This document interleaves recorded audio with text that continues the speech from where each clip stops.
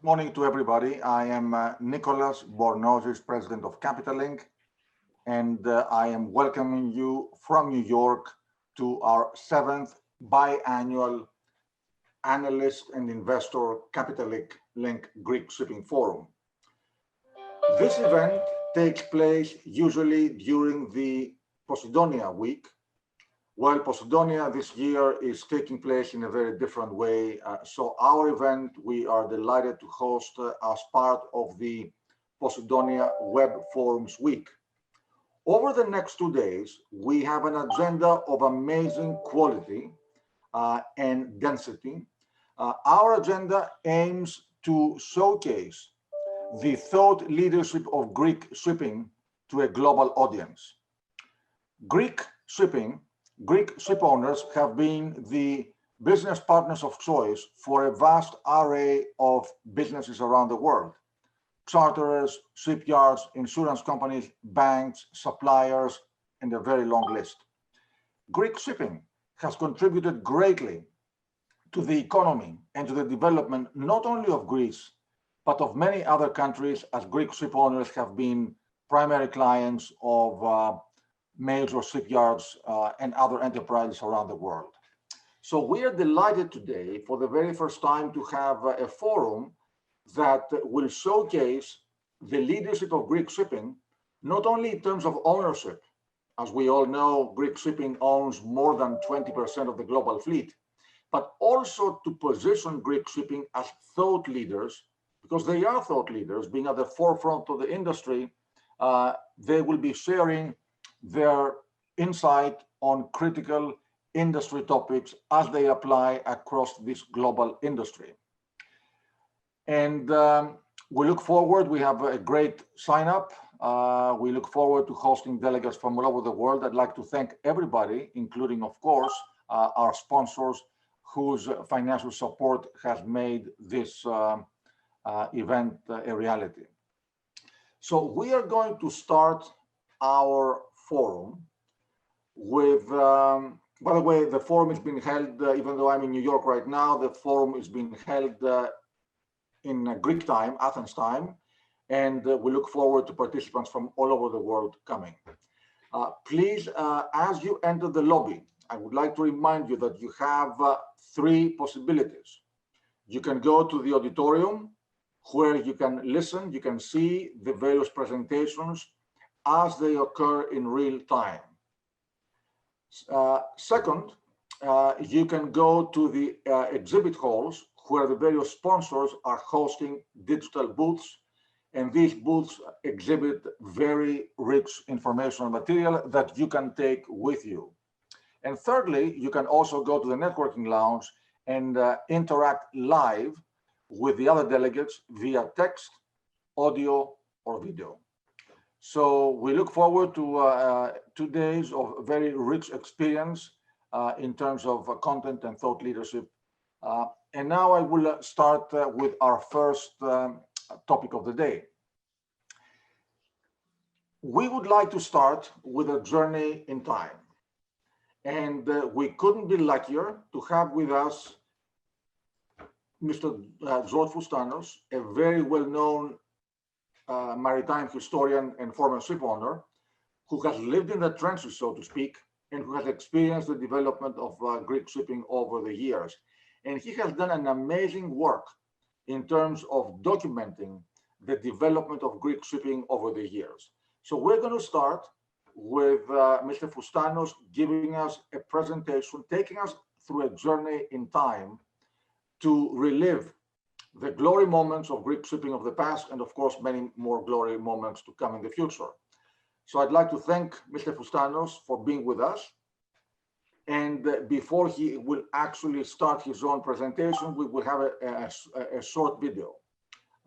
So let's play the video.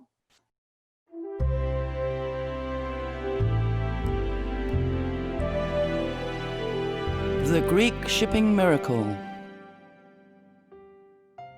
This is a glorious chapter in the history of a nation that has been closely linked to the sea for thousands of years. It is the story of Greek seafarers who faced the challenge of transiting from sail to steam. They worked hard, without any assistance from the state, and despite disasters experienced during numerous crises and 2 devastating world wars, they eventually managed to become leaders in the world seaborne trade. All these stories and many more are the subject of a pioneering virtual museum with thousands of documents and photographs depicting the fascinating journey of the Greek shipping community. You will become familiar with unknown facts about the evolution of the Greek merchant marine and its invaluable contribution towards the prosperity of Greece. Understand the role and witness the devastation of the Greek merchant fleet in World War I. See the efforts to rebuild the fleet in the critical interwar period, which coincided with the establishment of the London Greek shipping offices. See the return of the Greeks to the British shipyards in the late 1930s, only to be abruptly halted by World War II. Appreciate the decisive role of the Greek merchant marine during its course, and witness the loss of 3/4 of its fleet, and even worse, the loss of many seafarers' lives. Admire the post-war establishment of the Greek-owned fleet, a unique accomplishment by Greek shipowners acting from abroad as their country faced the tragedy of a catastrophic civil war. Discover the true story about the acquisition of the legendary Liberty ships and the unprecedented investment in new buildings, especially tankers. This created the legend of the Golden Greeks and their decisive role in competitively transporting the liquid gold. Understand how open registry flags flourished thanks to Greek entrepreneurial initiatives and support, benefiting the world economy. See in detail the Greek owners' performance in passenger shipping, serving the Greek coastal trade as well as international routes, and their pioneering role towards the establishment of the modern cruise industry.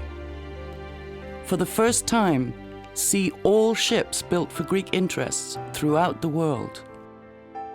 Witness the strengthening of various economies, such as Japan, South Korea, as well as China, who emerged as leaders in the shipbuilding industry, to a great extent due to heavy Greek investment in their shipyards. Meet all the renowned Greek shipping personalities of the past century. Understand how they achieved success in the world seaborne trade. Learn for the first time all you have ever wished to know about the Greek shipping miracle.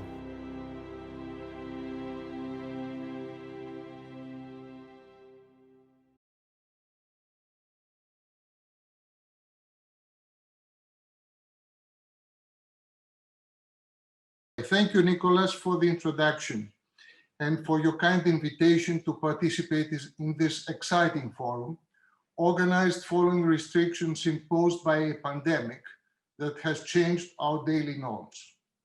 However, life goes on and we must adapt ourselves accordingly. After all, we in Greek shipping know very well that adaptation is a key to success. Ladies and gentlemen, good morning from the island of Syros in the Aegean Sea, the birthplace of the Greek steamship activity. I hope that you have enjoyed watching previously the short video highlighting the contents of the online museum Greek Shipping Miracle. I had it established 6 years ago in order to communicate to a global audience the timeless achievements of our shipping industry, an industry that I served as a ship owner for almost 20 years before embarking on maritime history research 30 years ago. I will start by stating that the seaborne trade is one of the few irreplaceable activities in this world. The sea surface covers over 70% of our planet. By coincidence, some 70% is the amount of water in the human body.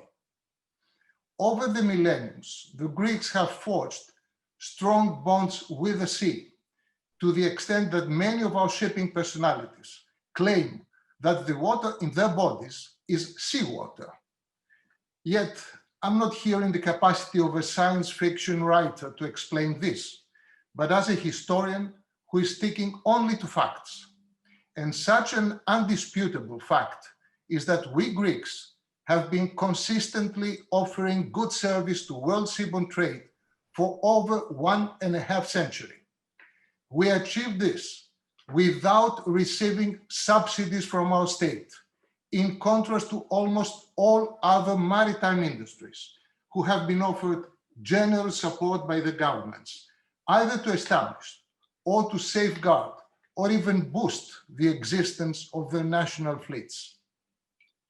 We are proud of this, especially as the timeless operation of the Greek-controlled merchant fleet has always been the mainmast of our economy at no financial burden to the Greek state. The establishment of the Greek steamship activity dates back to some 150 years. A very interesting article in a shipping supplement of the British newspaper The Times, dated 13 December 1912, states, among others, that Greece has always occupied a foremost place among the maritime nations in the Mediterranean. It goes on to add that between 1870 and 1875, Greece possessed well over 5,000 sailing ships, the majority home-built, and crew aggregating more than 40,000 men. But this flourishing state of affairs, the article continues, was not to last long. The competition of the steamer put an end to the Grecian sailing ship marine.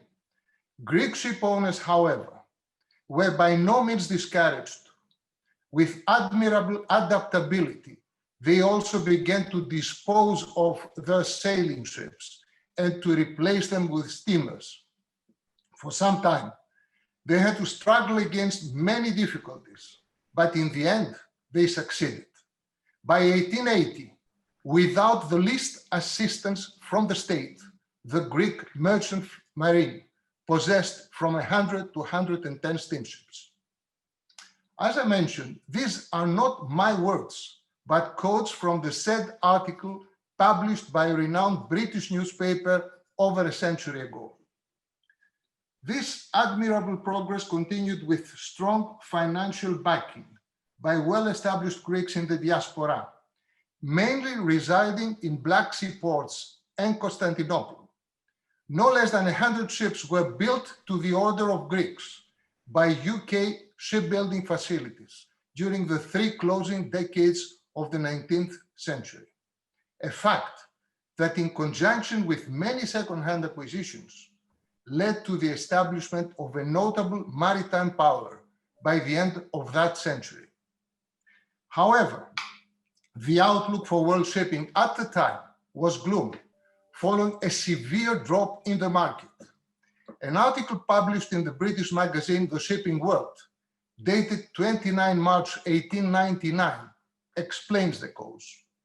An enormous mass of tonnage has been put afloat during the last 18 months, not only by ourselves, but by other countries, and the high freights of a few months ago have entirely disappeared.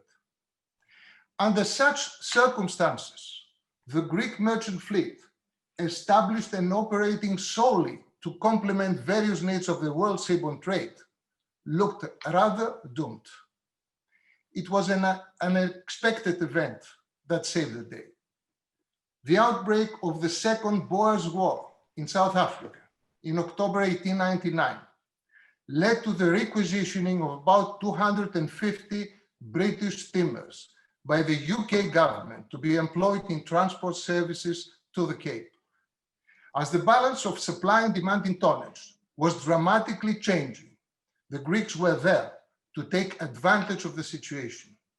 Over the next years, more and more Greeks, mainly from the seafaring family, went on investing in second-hand acquisitions, while others, already established in the business, continued placing new building orders, though to a lesser extent to avoid financial overexposure. The growth of the Greek steamship fleet continued unabated over the following years with new acquisitions, including some additional 90 newly built ships delivered from UK until the outbreak of the Great War. Shortly before this, the Greek merchant fleet was instrumental in the victorious Balkan Wars of 1912-13, facilitating war transport needs all over the Greek archipelago, and even bringing back home Greek immigrants from the United States to fight for the country. The First World War broke out in September 14, bringing havoc to shipping, including many losses from the action of German U-boats. A serious disagreement between King Constantine and Prime Minister Venizelos kept Greece in neutrality until mid-17. Despite this, our country was indirectly involved since its very beginning, as most of the Greek merchant fleet was committed in serving British and French interests. Venizelos, who was heavily backed by the vast majority of ship owners in efforts to bring the country into the war alongside the Entente powers, could not, however, prevent the eventual devastation of the Greek merchant fleet. This serious setback did not subdue the morale of Greek ship owners. The majority had accumulated large amounts of cash earned during the war. But at that crucial time, shipping admirer Venizelos made the serious mistake of attempting to substitute the entrepreneur's inspiration with government policy. Hoping to succeed the fast reconstruction of his country's devastated merchant fleet, he imposed heavy taxation on all war earnings, simultaneously exempting from such obligation any owner who would replace his lost tonnage within a short period of time. Many were tempted and went on to acquire second-hand ships, and even worse, to place new building orders at the exorbitant prices prevailing at the time. But the market collapsed soon, and by 1921, all ships acquired in the immediate post-war period had lost almost 90% of their values. Most unfortunately, the catastrophic consequences of these untimely investments led few owners who had suffered enormous losses by acquiring overaged steamers to become involved in suspicious accidents, which had the image of Greek shipping seriously spoiled. It took almost a decade of hard efforts by Greek ship owners, mainly operating from London, to reinstate the status of our industry. Nevertheless, a significant number of Greek ship owners paid the heavy taxes, waiting for the right time to reinvest in shipping. This started happening after the market stabilized by mid-1923. Shortly before this, the entire country experienced the shock of the burning down of Smyrna by the Turkish forces, resulting to one of the largest movements of refugees in modern history. We should always remember that our merchant fleet was instrumental in safely transporting masses of unfortunate refugees back to their homeland. Greek ship owners continued acquiring ships, and it was not long before their fleet had well surpassed its pre-war size. However, with the exception of 8 new buildings, the majority were overage ships, additionally burdened by extra insurance imposed by British underwriters. Just before the close of the decade, the world economy experienced the shock of the crash of the New York Stock Exchange in 1929. The shipping industry was hit hard, with the mighty British one topping the list. Many of its traditional enterprises were forced to massively lay up ships and eventually had them scrapped or sold at bargain prices under the lenders' pressure. This time, the Greeks with minimal loan obligations started scrapping their old tonnage and had it replaced with much younger ships, acquired at near scrap prices. By the mid-30s, and with the market recovering, Greece was once more a fast-growing maritime power, and most importantly, operating a much younger fleet. At this time, several prominent London-based Greek owners made a dynamic return to UK shipyards, placing orders for the construction of over 30 ships. Unfortunately, the euphoria was not to last long, as in September 1939, another world war broke out. Greece remained in neutrality until the 28th of October 1940. However, its merchant fleet was suffering heavy losses from its very beginning, owing to existing close ties of Greek ship owners with the British. When the entire fleet was later requisitioned by the Greek government and placed under British control, according to the Anglo-Hellenic Agreement signed in May 1941, Greek ship owners acted throughout the war as managers of their own ships, receiving only sums to cover ships' expenses. All surplus money from hires went to the Cairo-based Greek government in exile, facilitating its wartime operation. It has been estimated that about 14 million pounds were paid for this purpose, and they were never returned to ship owners after the war. At its end, over 70% of the Greek pre-war fleet had perished, and even worse, there was heavy loss of life. Ladies and gentlemen, in the aftermath of World War II, the shipping industry had to adapt in a completely new environment. The world was experiencing major changes characterized by regional unrest, the independence of colonies, and the establishment of new nations. This situation brought radical differentiations to international trade, including the seaborne trade. During this crucial period, Greek ship owners, unable to function in a country that was further plagued by the outbreak of a civil war, had to work from offices abroad, mainly in London and New York, in order to reinstate their fleets, almost from scratch. The massive acquisition of 100 Greek flag Liberty type ships between December 46 and April 47 from the United States might have been hailed over the years as the cornerstone of the post-war reconstruction of our shipping industry.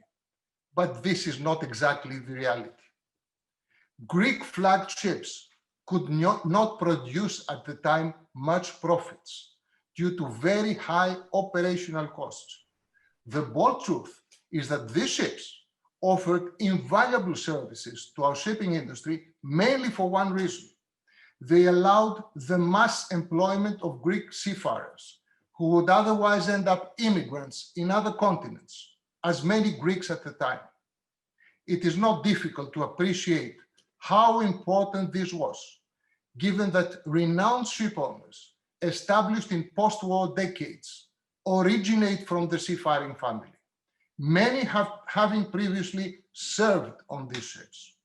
However, what is important to know when we discuss the saga of the Liberties is that at least another 200 of these legendary ships and their various flags, other than the Greek, including that of the United States, were sailing under Greek control and operation by the end of the 40s, offering invaluable services to the world seaborne trade, as well as to the United States economy. It is worth remembering the post-war role of a large number of Greek shipping offices in transforming New York to one of the most important maritime centers in the world. In a similar manner, the city in London had equal benefits by the ever-growing presence of Greek shipping offices, operating ships under various flags, including the Red Ensign. Ladies and gentlemen, a major breakthrough in post-war world economy was the replacement of coal by oil as the main source of energy, resulting to an increasing demand in tanker tonnage. Greek ship owners were among the first who anticipated the rapid changes in the sector. Consequently, they invested heavily in building innovative ships of this type and soon became leading players in a booming market. Of equal importance is their contribution towards the success of the open registries, referred to at the time as flags of convenience. Greeks were the first to have ships registered under the flag of Liberia in 1949, as well as to operate newly built ships under Honduran and Panamanian flags. By doing this, they enjoyed operational freedom that was wisely utilized in providing first-class service to charterers, as well as offering low transportation costs for the benefit of the end consumer. Despite facing fierce opposition by many countries and seafarers' organizations over the next decades, the open registries prevailed and are nowadays used by the majority of world ship owners. Their role over the years has been beneficial to a large part of the world population, especially to developing countries. Analyzing now the shipbuilding activity of Greek ship owners in post-war decades, it is worth noting that from 1948 up to the end of the 20th century, they took delivery of no less than 2,400 newly built ships from world shipyards. This means, on average, a ship every 8 days over 52 years. Japan is the country that benefited most from this activity. Note that in the year 1956, when the output of the Japanese shipbuilding industry surpassed for the first time the legendary British one, the Greek-owned ships built that year in Japan accounted over 50% of the total gross tonnage constructed by local shipbuilders. Ladies and gentlemen, Greek ship owners have indeed recorded miraculous achievements in the second part of last century that had the world talking about a Greek shipping miracle. Unfortunately, time allows me only to highlight points that I consider of utmost importance. One is that Greeks have been building pioneering ships at regular intervals, a trend that has reached unprecedented levels from the start of the new millennium, with deliveries equaling almost a ship every 2 or 3 days from shipyards in Japan, South Korea, and China. Of equal importance is that the Greeks have been real masters of timing in sale and purchase deals, as well as demonstrating unique adaptability in all new situations created by world events. Since the end of World War II, world shipping faced serious crises, most of which resulted in massive layoffs. We had crises in the late 40s, the late 50s, during the 70s, and worst of all, in the first half of the 80s. It is amazing that despite the heavy financial loss suffered at the time, Greek-owned shipping always emerged at the end of the day with a fleet improved, both in terms of size and quality. This can only be explained by the fact that Greeks are truly committed to this industry. They never lose faith into the sea and are traditionally reinvesting most of their earnings in ship acquisitions. We must remember that the Greeks came to the sea not for speculation or through state assistance. They believe in the wealth it can offer generously to all mankind. The sea gets sick, but never dies, our forefathers used to say. We do accept this as a fact, and therefore consider market fluctuations as normal. When facing a recession, we know very well that sooner or later, it will be followed by better days. And it will be useful if this message is fully appreciated by our lenders, present or future. Greeks truly love the sea, and the sea all over the globe loves them, because beyond serving the world seaborne trade in a most competitive, efficient, and peaceful manner, they also treat it with respect. we should not forget that Greek ship owners and seafarers were back in 1982 the first to introduce a voluntary scheme for the protection of the sea environment, Helmepa. We should also bear in mind that despite its international character, our shipping industry acts since long as the main pillar for our country's economy without burdening the national budget at all. The fast-growing Greek shipping industry, as well as huge investments in Greece by ship owners back in the 50s, gave power to the then Prime Minister Karamanlis to pursue the acceptance of our country within the European economic market. The mass establishment of ship owners' offices in Piraeus in the late 60s had the city soon transformed to a major international maritime center, hosting every 2 years the most important maritime event in the world, Poseidonia. Last but not least, the Greek ship owners have been, over many decades, the leading social benefactors in their homeland. Ladies and gentlemen, please allow me some final words. Throughout my half a century long attachment to this industry, one thing has always been clear to me. Shipping has the blessing of uniting people of different nationalities, cultures, and religions. The Greeks excel in this. As nowadays the world is experiencing turbulent times, the knowledge of shipping history and the way relationships are forged in the seaborne trade can offer us invaluable guidance in improving human relations, communication, and understanding. This is, my friends, the bottom line of the message that I have derived from researching the history of the Greek ship owners, the seaborne trade leaders, as I chose to title my latest book, to be published next month. The Greek shipping miracle is and will remain fully committed in serving the world seaborne trade. Most importantly, it is growing from strength to strength by demonstrating continuous adaptation to any challenge, including the current pandemic. Thank you very much indeed for listening.